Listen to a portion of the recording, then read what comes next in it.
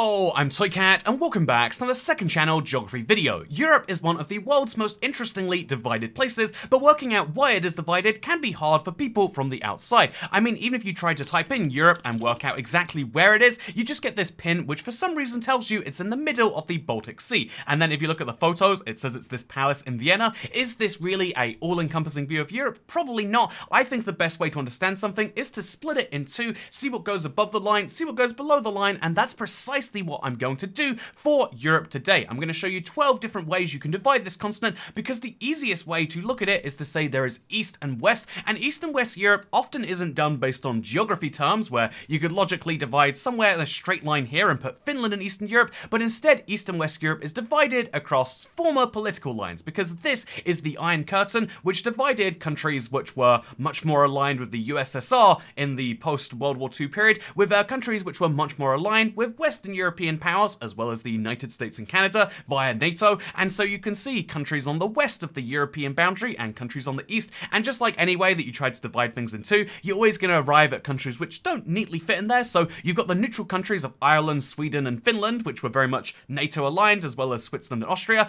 And then you've got Yugoslavia, which was very much socialist aligned, but definitely a different type of socialist / communist to the USSR. It's very weird how communist movements tend to do that. But yeah, basically looking at this map, you can basically explain why there isn't East and West Europe and why the line doesn't go perfectly there. Like, I mean, honestly, Austria makes way more sense to be Eastern Europe than Western Europe, at least geographically speaking. I mean, looking at Vienna, but in terms of the way we define East and West, is it tends to be based on the NATO aligned during the post-war period, which means you're very lucky to be on the side of the continent which is closest to the United States, or if you preferred the USSR, you're very lucky to be continentally tied to them. And you know, definitely every country in Eastern Europe loved being a part of the Warsaw Pact and had absolutely no issues with that. But anyway, speaking of interesting things here, is you might then say like, oh, so is it because these countries were socialist for, over 40, 50 years that's the reason why they have, like it's generally seen that Eastern Europe is like the poorer part of Europe. But interestingly enough, you might even try to tie it to like, well, if you lose a war, then obviously you're going to be poor. But interestingly enough, if you look at Europe in 1914, the same alliances went into both World War I and World War II, basically, with very few changes.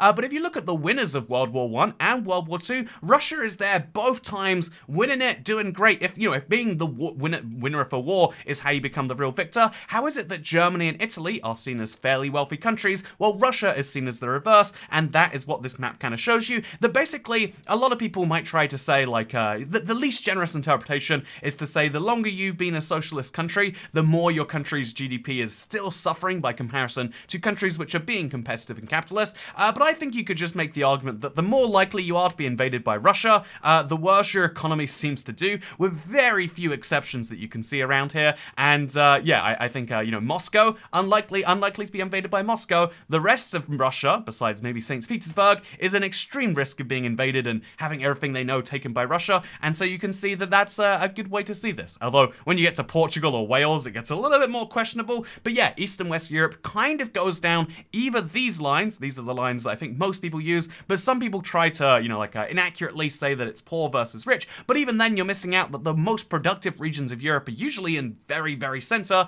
Some are even in the former communist bits, and indeed in the neutral parts of Europe are the ones that do best. Switzerland and Finland and Sweden and even Ireland these days are doing very well from their neutrality. But yeah, you can't just define Europe by these whole historic lines and these whole, economic lines, because this is only 100 years. 1914, the start of World War I, was just over 100 years ago, right? It's barely that old, despite feeling like it was forever ago. And so if we go a little bit closer into the present, you might be able to look at the sunshine duration in Europe to go for more of a north-south divide. This has been a historic divide that doesn't go back 100 years, it goes back 1,000 years, or as long as the climate has existed. And it's interesting to see that blue countries are the ones with very little sunshine, while red countries and yellow countries, I guess yellow to orange countries, are the ones with a huge amount of sunshine. Genuinely, they fall into the Spain and the south of Italy and Greece fall into the same category as Turkey or Egypt or Libya or Algeria and Cyprus. There is this real divide between countries where it is sunny a lot, where they get true hot, crazy summers, and countries where it's pretty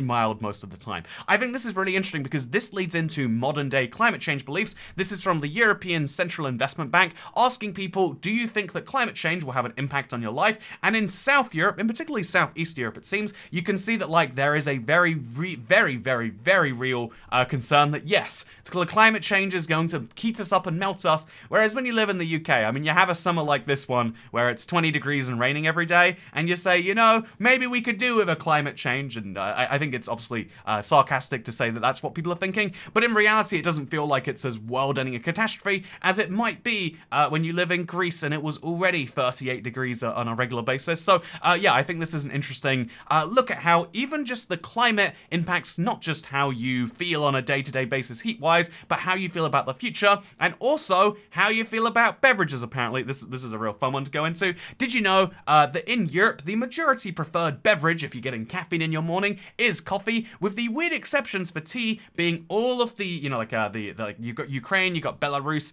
you've got, interestingly, Turkey in there, which, you know, makes sense. There's a whole thing in that, but I figured Turkish coffee was a big enough thing for that not to be true.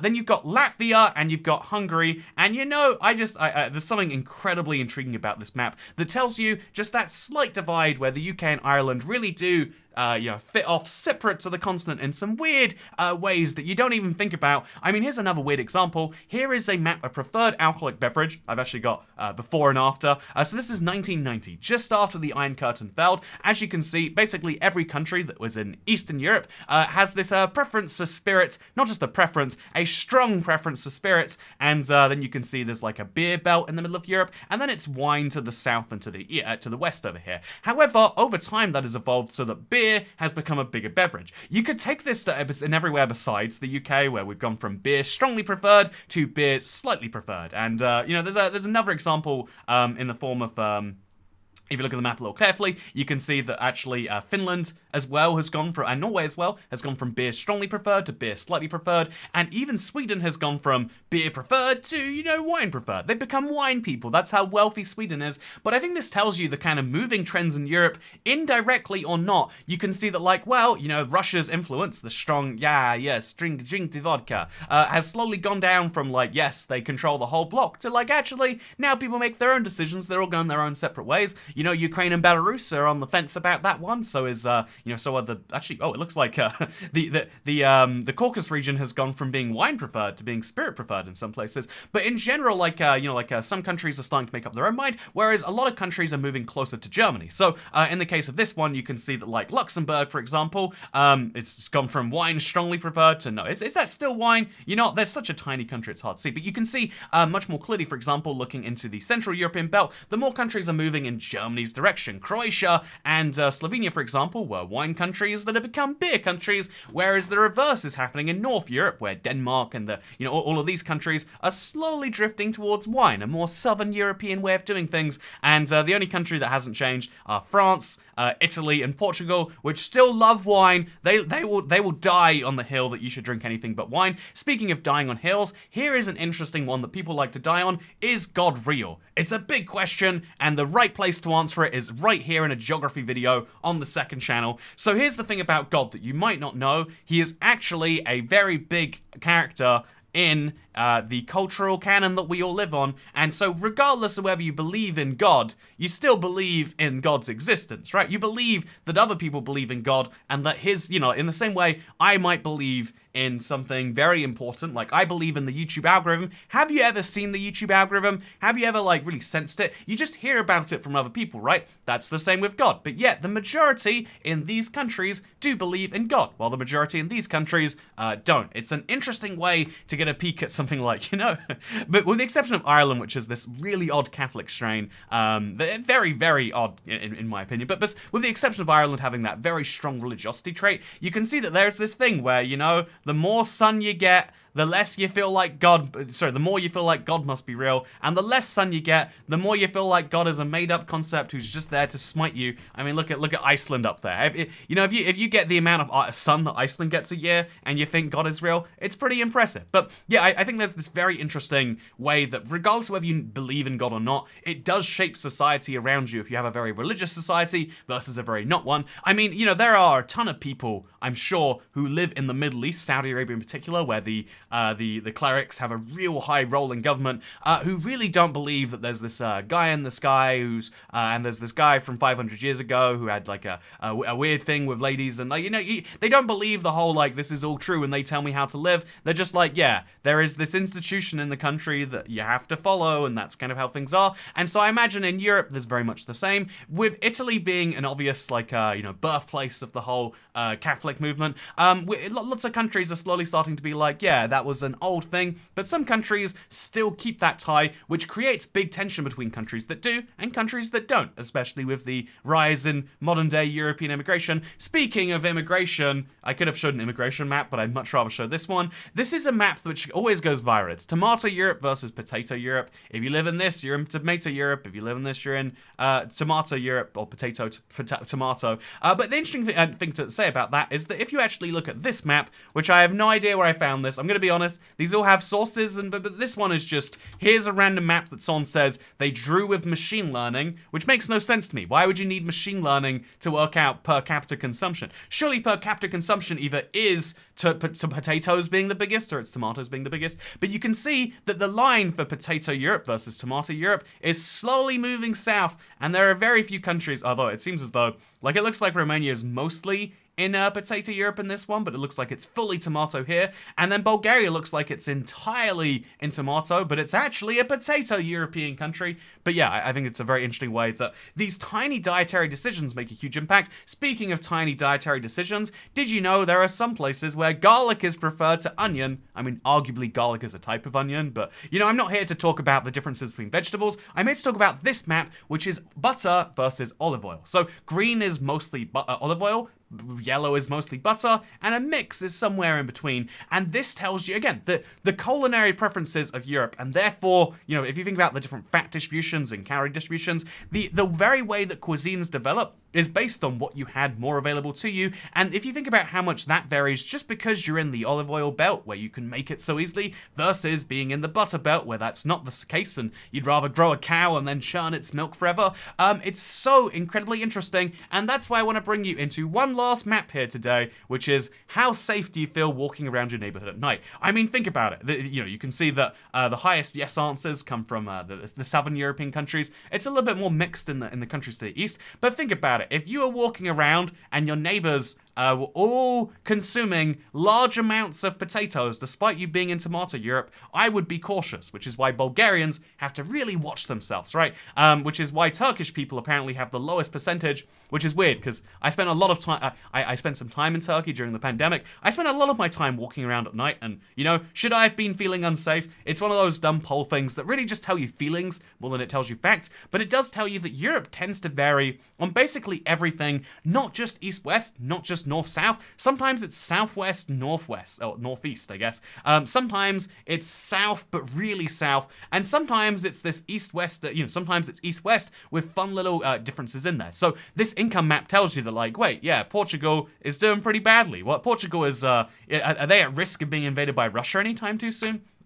Or the fact that, actually, Italy can be seen as a rich or a poor country solely based on whether you're thinking about the north or the south. Or, the UK can be seen as a wildly wealthy country or a wildly not wealthy country, depending on whether you're talking about the areas which have all the oil and all the financial services, or the areas that don't. Every country has this, deeper thing within it, but hopefully this video is a guide to teach you the very bare bones of why there are divides in Europe, and how every European country, despite being literally tied together at the seams, with the fun exceptions being the islands over here and down here, by literally being tied together at the seams, have huge differences that go across cultural lines. I think it's incredibly interesting. And you know what else I think is incredibly interesting? The fact that there is now a place, this is an exciting life update.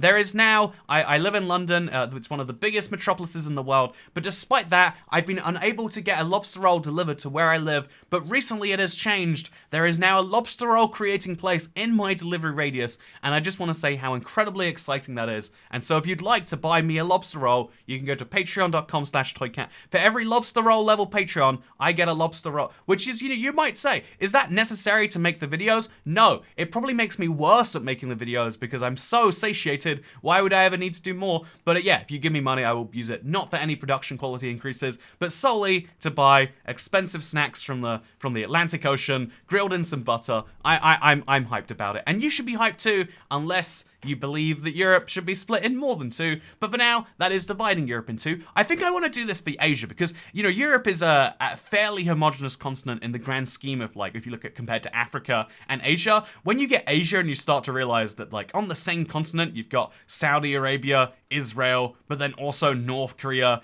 Indonesia, and Russia, you start to really appreciate the depth of it. So I think we'll be going into that soon. But for now, I hope you all enjoyed this video because I'll see you in the next one. Unless there's the terrible accident involving a lot of lobster rolls. But it's how I'd want to go, so I'll see you in that next one. Goodbye. Link down below to the Patreon. Give me money. I thrive when I get money. Goodbye.